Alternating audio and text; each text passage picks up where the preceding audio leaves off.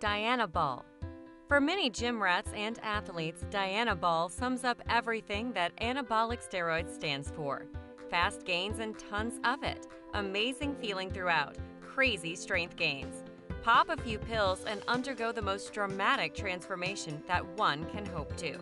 Sounds like the shortcut that was missing in their lives. It's very rare, though, that you get the complete picture.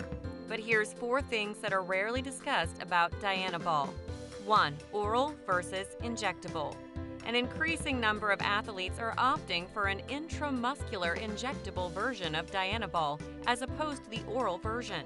The argument, partly fueled by the insanely big Dave Palumbo, seems to be that the injectable version has a better half-life, acts faster, and reduces the liver toxicity to an extent.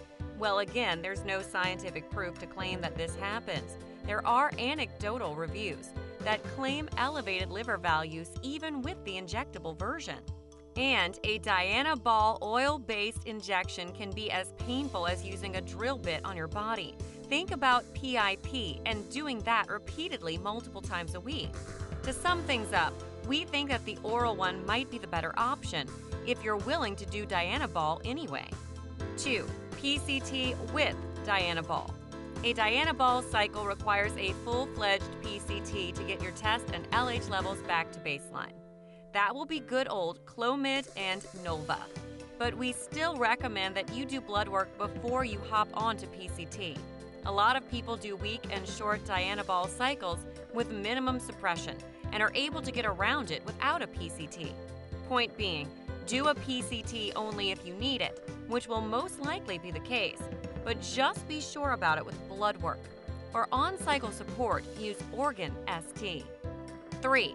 Running Dianabol solo, pros and cons. We won't try to act like the self-proclaimed guru that trashes anyone who talks about a Dianabol-only cycle.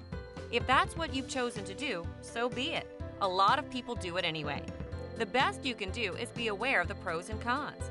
Pros: easier than pinning, fast dramatic gains, less amount of anabolics to deal with. Side effects will be reasonably easier to control if you are prepared. Cons: shutdown will hit you hard. There is a possibility that you will lose everything that you've gained during the cycle. Can be severe on your liver.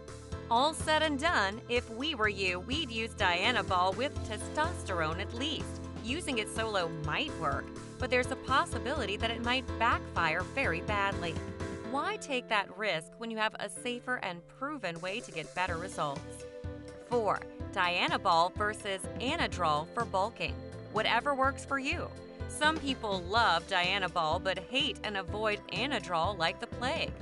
Use both along with test in different cycles and log them. Stick to the ones that cause the least side effects while providing good results.